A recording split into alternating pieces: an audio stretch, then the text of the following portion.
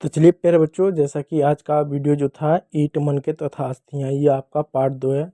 और इस वीडियो में बच्चों आज हम सिंधु घाटी सभ्यता का जो भौगोलिक क्षेत्र है वहाँ से पढ़ना स्टार्ट करेंगे। मैं छोटा सा रिकॉल करा देता हूँ कि कल के वीडियो में हमने क्या पढ़ा। देखिए, कल के वीडियो में सबसे पहले हमने ये जाना कि ये ईंट मनके तथा अस्थियाँ, इस चैप्टर का आखिर नाम यही क्यों है। इस चैप्टर में अगर हमको सिंधु घाटी सभ्यता के बारे में पढ़ना है या हड़प्पा सभ्यता के बारे में पढ़ना है तो इसका नाम सिंधु घाटी सभ्यता या हड़प्पा सभ्यता होना चाहिए इस चैप्टर का। लेकिन एनसीईआरटी के राइटर ने आखिर क्यों इसका नाम ईंट मनके तथा अस्थियाँ रखा है। मैंने कहा कि इन्हीं के माध्यम से हमें इस सभ्यता की जानकारी मिलती है, इस वजह से एनसीईआरटी के राइटर ने इसका नाम ईंट मनके तथा अस्थियाँ रखा है, ताकि आप इतिहास के स्रोत जानो। फिर उसके बाद हमने चर्चा किया था कि आपके इतिहास कक्षा 12वीं में ये 3 पुस्तकें लगी हैं, इन तीनों को हमको पढ़ना है एक वर्ष में। फिर हमने चर्चा किया कि आखिर इतिहास क्या होता है, ये देख सकते हैं। इतिहास यानी घटनाओं का क्रमबद्ध अध्ययन है। इतिहास को अंग्रेजी में हिस्ट्री कहते हैं। तो हिस्ट्री शब्द हिस्टोरिया शब्द से निकला हुआ, ग्रीक शब्द से, इन सभी चीज़ों के बारे में पढ़ा। उसके बाद हमने जाना कि इतिहास का अध्ययन क्यों करते हैं, यानी इतिहास क्यों पढ़ते हैं। तो अतीत से सीखने के लिए पहचान बनाता है, समझदारी और जागरूकता और बहुत सारी चीज़ें देता है, भविष्य का मार्गदर्शक है, गौरव और प्रेरणा का स्रोत भी है। ठीक है, तो ये हमने जान लिया था। फिर विषय सूची देखा था कि किस क्रम में हम क्या करेंगे, यहाँ पर सिंधु घाटी सभ्यता को पढ़ेंगे। पहला हमारा परिचय, दूसरा हड़प्पा सभ्यता के बारे में पढ़ेंगे, फिर इसके प्रमुख शहर के बारे में पढ़ेंगे और इस सभ्यता के नगर योजना यानी नगर कैसे थे, शहर कैसे बने हुए थे, और अंत में क्या होगा, इस सभ्यता का अंत कैसे हुआ, इसके बारे में पढ़ेंगे। उसके बाद हमने आगे चल के जो इस सभ्यता का नामकरण के बारे में पढ़ा, क्या कि सिंधु घाटी सभ्यता को हड़प्पा या सिंधु घाटी सभ्यता क्यों कहते हैं। यहाँ पर बताया सिंधु घाटी सभ्यता इसको क्यों कहते हैं, और इस सभ्यता की खोज सबसे पहले किसने की थी या साक्ष्य किसको मिला था। फिर जॉन मार्शल ने या कनिंघम जो थे वो कौन थे, इन सभी चीज़ों को हमने पढ़ लिया था। अब चलिए यहाँ पर भौगोलिक क्षेत्र से इस क्लास को स्टार्ट करते हैं। देखिए, ये आप जरा इमेज देखिए, ये जो ऑरेंज वाला जो पूरा आपको क्षेत्र दिख रहा है, ये वो क्षेत्र है जो सिंधु घाटी सभ्यता का क्षेत्र है। यानी सिंधु घाटी का जो क्षेत्र है वो भारत, पाकिस्तान, अफगानिस्तान के क्षेत्र तक फैला हुआ है। तो इस सभ्यता का बहुत विशाल भाग है। इसका क्षेत्रफल लगभग 12,99,600 वर्ग किलोमीटर है, यानी लगभग 13 लाख वर्ग किलोमीटर है, वर्ग किलोमीटर इसका है माना जाता है। ये क्षेत्रफल मिस्र और मेसोपोटामिया की सभ्यताओं से भी बड़ा है। यानी जैसे अभी देख सकते हो कि अभी अपना भारत है, ठीक है, तो भारत के समकालीन कौन से देश है, जैसे आप चीन ले सकते हो, आप अमेरिका ले सकते हो, जापान ले सकते हो, यानी जितने भी देश हैं सब भारत के समान ही है ना, भारत के समय पर ही चल रहे हैं ना, ऐसा तो है नहीं।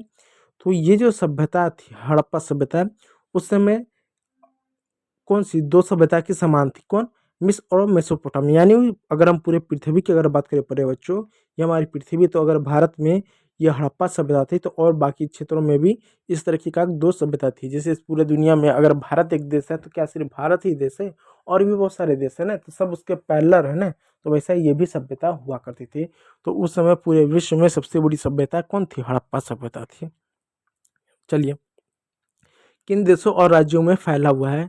अगर देश की बात करें तो आज भारत, पाकिस्तान और अफगानिस्तान इन देशों में फैला हुआ है। भारत के अधिराज्य की बात करें तो भारत के किन राज्यों में फैला हुआ है, तो ध्यान दीजिएगा, हरियाणा, पंजाब, राजस्थान, गुजरात, उत्तर प्रदेश और जम्मू कश्मीर। इस बात को याद रखिएगा। तो यानी आप देख सकते हो कि इन क्षेत्रों में जो है, भारत के इन क्षेत्रों में जो है आपका ये फैला हुआ है सिंधु घाटी सभ्यता। और ध्यान दीजिए उत्तर प्रदेश में भी है आलमगीरपुर, ये यहाँ तक फैला हुआ है, ठीक है, उत्तर प्रदेश में भी फैला हुआ। चलिए, पाकिस्तान में बात करें तो जो सिंध प्रांत है, फिर पंजाब वाला जो कुछ क्षेत्र उसके पास है, बलूचिस्तान, इसमें आपको देखने को मिलेगा। तो हम देखिए यहाँ पर कुछ स्थल भी दिखाया जा रहा है, ठीक है, तो इन क्षेत्रों में पाकिस्तान के फैला हुआ है। चलिए, अब बात करते हैं प्रमुख नदी, यानी जो सिंधु नदी है ये किन नदियों के किनारे स्थित है, यहाँ पर कौन सी प्रमुख नदियाँ हैं। तो सिंधु नदी के प्रमुख नदी, सिंधु घाटी सभ्यता मुख्य रूप से सिंधु नदी और उसकी सहायक नदियों के किनारे बसी, इसी कारण इस सभ्यता का नाम सिंधु नदी या सिंधु घाटी सभ्यता पड़ा। तो कौन कौन सी नदी किनारे सभ्यता थी, प्रमुख रूप से सिंधु नदी, फिर इसकी सहायक नदियाँ जैसे झेलम, चेनाब, रावी, व्यास और सतलज, सरस्वती, घग्गर नदी, जो आज लुप्त है। और ऐसा अनुमान लगाया जाता था कि यहाँ पर राजस्थान के क्षेत्र में एक नदी हुआ करती थी जिसको लोग सरस्वती नदी कहते थे, जो आज लुप्त है। ठीक है, तो ऐसा माना जाता है सरस्वती नाम की भी कोई नदी बहा करती थी जो आज लुप्त है। तो इन नदियों के क्या किनारे जो है सिंधु घाटी सभ्यता बसा हुआ था। देख सकते हैं नदी तंत्र आपको इस तरह से दिख रहा है, ये देखो इसके किनारे है ये क्या सिंधु घाटी सभ्यता बसा हुआ था। चलो अगला देखो कालखंड टाइमलाइन इतिहास इसको 3 चरणों में बांटता है। पहला प्रारंभिक हड़प्पा लगभग 300 ईसा पूर्व से लेकर 2600 ईसा पूर्व, यानी जो आपका हड़प्पा सभ्यता है, ये हड़प्पा सभ्यता मान लो है, इसको 3 समय में बांटा जाता है। पहला प्रारंभिक दौर में बांटा जाता है जब ये सभ्यता अपने प्रारंभिक दौर में थी। ऐसा है कि कोई भी चीज़ बनता है तो एक बार तो बनता नहीं होगा। अब मान लो हड़प्पा सभ्यता नगरीय सभ्यता थी, एकदम विकसित थी, तो जरूरी नहीं होगा कि यहाँ के लोगों ने एक बैग या एक झटके में शहर का निर्माण किया होगा। पहले हो सकता है ये भी झोपड़ी में रहते होंगे, मड़ई के घर में रहते होंगे, फूस के घरों में रहते होंगे, और धीरे धीरे इन्होंने विकास किया होगा और फिर बाद में इन्होंने क्या पक्के घर बनाए होंगे। उसके बाद एक समय आया होगा जब इनका धीरे धीरे पतन हो गया होगा। तो पहला दौर होता है प्रारंभिक का, जो 300 ईसा पूर्व से लेके 2600 ईसा पूर्व तक चलता है। ठीक है, 3000 ईसा पूर्व से लेकर 3300 ईसा पूर्व से लेकर 2600 ईसा पूर्व तक चलता है। और गांव आधारित जीवन नगरों की नींव रखी गई, और इस समय नगरों की नींव रखी गई, लेकिन उस समय गांव आधारित जीवन कुछ इस तरीके से रहा होगा। ठीक है, चलिए दूसरा आता है परिपक्व हड़प्पा सभ्यता, या इसको हम विकसित हड़प्पा सभ्यता कहते हैं। इसका कालखंड लगभग 2600 ईसा पूर्व से लेकर 1900 ईसा पूर्व तक, यानी ये जो होता है 700 साल तक का माना जाता है। ये वो सभ्यता होती है, ये वो दौर होता है जब हड़प्पा सभ्यता अपने विकास के सबसे विकसित काल में थी, सबसे उच्च स्तर पर थी, यानी इस समय पूरी तरह से विकसित, पूरी तरह से डेवलप मानी जाती थी ये सभ्यता। इस समय क्या थे, बड़े नगर जैसे मोहनजोदड़ो, हड़प्पा, धौलावीरा आदि थे।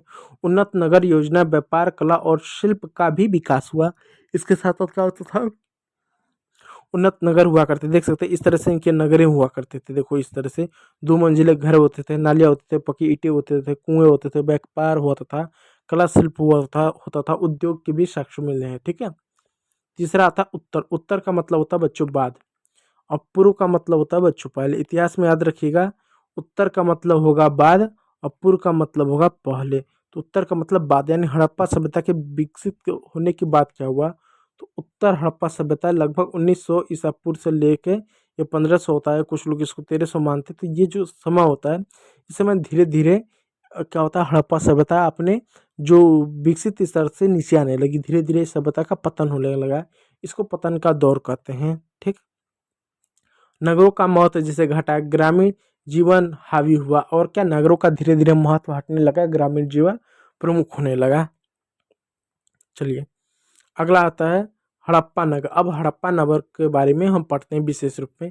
इनको देखो, इनका नाम है दयाराम साहनी। ये वही दयाराम साहनी है जिनको हड़प्पा सभ्यता के खोजने का श्रेय जाता है। देखो इससे पहले बहुत से ऐसे लोग रहे जिनको हड़प्पा सभ्यता के साक्ष्य मिले, लेकिन वो पूरी तरह से इस सभ्यता के बारे में जानकारी नहीं दे पाए। सबसे पहले हड़प्पा सभ्यता का साक्ष्य 1831 मिला, फिर 1853 में मिला। इस 2 समय मिला, लेकिन जो दोनों लोगों को मिला वो सभ्यता का जानकारी नहीं दे पाई, वो वैदिक काल या किसी और काल से जुड़ते थे। तो सबसे पहले जानकारी किसने दिया था, इन्होंने दयाराम साहनी ने दिया था। अब देखो इनके बारे में, 1921 में दयाराम साहनी ने हड़प्पा की खुदाई की। यह हड़प्पा सभ्यता का पहला खोजा गया नगर था। यानी हड़प्पा सभ्यता का पहला खोजा गया नगर शहर कौन सा था, हड़प्पा स्थल था। ठीक है, इसी के नाम पर इस सभ्यता का नाम हड़प्पा सभ्यता पड़ा, इसलिए पूरा सभ्यता का नाम हड़प्पा सभ्यता पड़ा।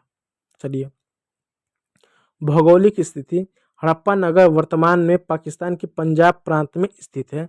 यानी वर्तमान में क्या, ये तो देखो ये पंजाब है, ये तो भारत में आता है, मैंने भारत का नक्शा लगा दिया, तो ये भारत में ही पंजाब पड़ता है। लेकिन अभी यहाँ पर आया कि पंजाब प्रांत में पड़ता है, इसका क्या मतलब है मैं आपको बताता हूँ। देखो 1947 से पहले जब हमारा देश गुलाम था ना, तो उस समय भारत में 2 सबसे बड़े राज्य हुआ करते थे। एक पंजाब हुआ करता था और दूसरा बंगाल हुआ करता था।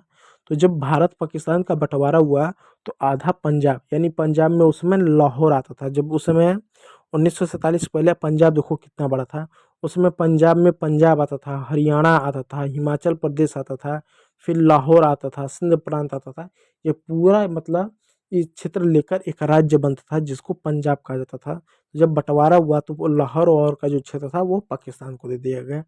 ठीक है, तो बहुत बड़ा उस समय पंजाब हुआ करता था। पंजाब अभी आज इतना छोटा हो गया ना, पहले बहुत बड़ा था। तो ये जो हड़प्पा स्थल है ये कहाँ पड़ता है, पाकिस्तान देश में पड़ता है। पाकिस्तान देश में भी पंजाब प्रांत है, वहाँ पर स्थित है। ये नगर रावी नदी, ये जो हड़प्पा सभ्यता स्थल है ये किस नदी के तट के किनारे स्थित है, रावी नदी के किनारे बसा हुआ है। और आप जान सकते हो कि अब रावी नदी के किनारे बसा हुआ है। ठीक है, चलिए, प्रमुख वस्तु खुदाई से प्राप्त हुए, यानी इस सभ्यता की जब खुदाई की गई थी तो प्रमुख वस्तुएं हमको मिलती हैं। कौन कौन से, अनाज को संग्रह करने के लिए बड़े बड़े अन्नागार। पहला तो यहाँ पर अन्नागार मिला। देखो दो चीजें, एक स्नानागार है, एक अन्नागार। अन्नागार यानी स्टोरेज फार्म, स्टोरेज फार्मर तो नहीं करेंगे, कोल्ड स्टोरेज करेंगे। कोल्ड स्टोरेज यानी जहाँ पर अनाज को रखा जाता है। जैसे आप अपने घर में देखो, गेहूं की फसल की जब कटाई होती है तो आप भी क्या करते हो, आप भी जो हो उन अनाजों को स्टोरेज करते हो। तो कुछ इस तरीके से ये भी लोग क्या करते थे, अनाज को स्टोर करने के लिए अन्नागार ये लोग बनाते थे। ठीक है, तो हड़प्पा सभ्यता से अन्नागार मिला। फिर मिट्टी और पत्थर की मूर्तियां मिली, कुछ इस तरीके से देखो, मिट्टी और पत्थर की मूर्तियां मिली जिसको हम नर्तकी की मूर्ति की संज्ञा देते हैं। कहते हैं कोई डांसिंग गर्ल का संज्ञा देते हैं कि आखिर ये कोई नाचती हुई महिला होगी। ये खासकर टेकोरा की मूर्ति है, टेराकोटा की मूर्ति है।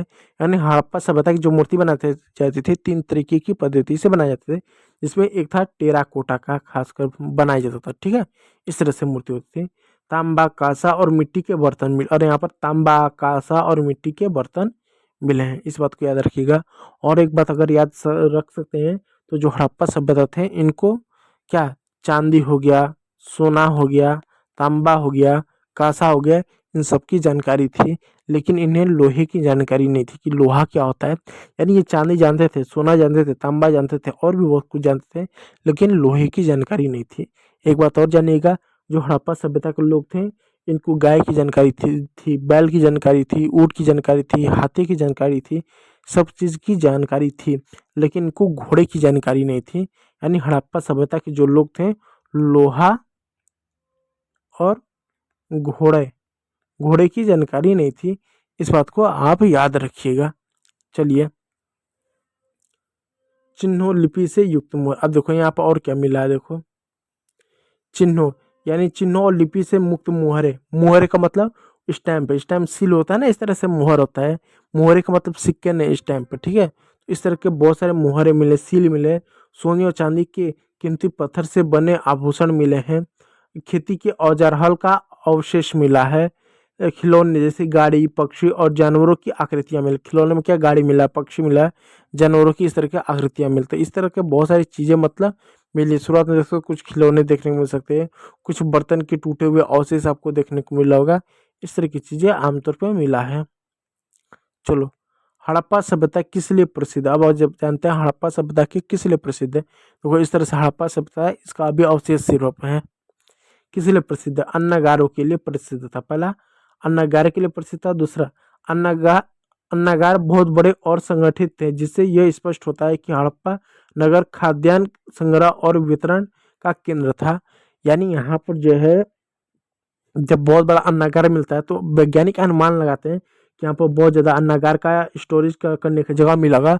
तो हो सकता है कि यहाँ पर लोग अन्नागार के यानी अनाज को स्टोर करते होंगे, और हो सकता है अगर यहाँ पर अनाज का संग्रह यानी स्टोरेज करते होंगे तो उस अनाज का वितरण भी करते होंगे। जैसे कैसे होता है कि गाँव में एक जगह होता है ना जहाँ आपको राशन की दुकान होती है, आपको राशन मिलता होगा, तो वहाँ पर ठीक ठाक मात्रा में 20-40 बोरे आपको रखे हुए जरूर मिलेंगे। तो यहाँ पर अगर स्टोरेज करते होंगे तो वितरण भी तो करते होंगे, ऐसा अनुमान लगाते हैं। इसे हड़प्पा का प्रमुख कार्य माना जाता है। प्रमुख कार्य यानी प्रमुख कार्य स्थल के रूप में हम इसको कह सकते हैं, माना जाता है प्रमुख कार्य। ठीक है, अब महत्वपूर्ण तथ्य जान लीजिए, यानी हड़प्पा सभ्यता से महत्वपूर्ण फैक्ट जानिएगा। हड़प्पा सभ्यता मतलब हड़प्पा नगर से, यानी जो शहर था ना इससे संबंधित आप फैक्ट जानिएगा। हड़प्पा नगर की खोज सबसे पहले हुई थी, यानी इस नगर की खोज सबसे पहले हुई थी। यह नगर 5.2 हेक्टेयर के क्षेत्र में फैला हुआ था। फैला हुआ था। 5.2 किलोमीटर हेक्टेयर के क्षेत्र में फैला हुआ था। यहाँ 6 बड़े अन्नागार पाए गए। यहाँ पर छोटे बड़े ऐसे करके 6 बड़े अन्नागार पाए गए हैं। हड़प्पा नगर में एक कब्रिस्तान भी मिला है जो दफनाने की प्रथा को दर्शाता। और यहाँ पर क्या बच्चों, एक कब्रिस्तान भी मिला है जो दफनाने की प्रथा को दर्शाता है। चलिए आगे देखो, यह नगर व्यापार और कृषि का प्रमुख केंद्र था। यानी ये नगर व्यापार के लिए और कृषि का प्रमुख केंद्र था। यहाँ पर बहुत सारे ऐसे साक्ष्य मिले। यहाँ से लिपि वाली कई मोहरें मिली हैं जो इस सभ्यता की लेखन प्रणाली का प्रमाण देती है। यानी यहाँ पर एक इस तरह से देखो बहुत सारी लिपि मिली है, लिपि मतलब मोहरें मिली हैं और उसमें कुछ लिपि है, कुछ चित्र लिखे, कुछ अक्षर लिखे हुए हैं जिसको आज तक पढ़ा नहीं गया है। पढ़ते तो हो सकता है या पढ़ने में सक्षम होते तो हो सकता है हड़प्पा सभ्यता के बारे में और कुछ हम जान जाते, लेकिन अभी तक पढ़ा नहीं गया है। ठीक है, चलिए और देखो इसमें अंतिम पॉइंट क्या है। हड़प्पा नगर का शहरी ढांचा ईंटों से बना हुआ था और नगर योजना काफी उन्नत थी। और जो हड़प्पा सभ्यता का जो शहर था वो पक्की ईंटों से बना हुआ था और नगर योजना काफी उन्नत थी। चलो आगे जो है मोहनजोदड़ो। अब मोहनजोदड़ो की खोज किसने की थी, इसकी भौगोलिक स्थिति क्या है, इसको अगले वीडियो में देखेंगे। तो आज की इस वीडियो में इतना ही। अगर वीडियो अच्छा लगा तो लाइक कीजिएगा, चैनल पर नया हो तो सब्सक्राइब जरूर कर लीजिएगा। वीडियो को देखने के लिए बहुत बहुत धन्यवाद।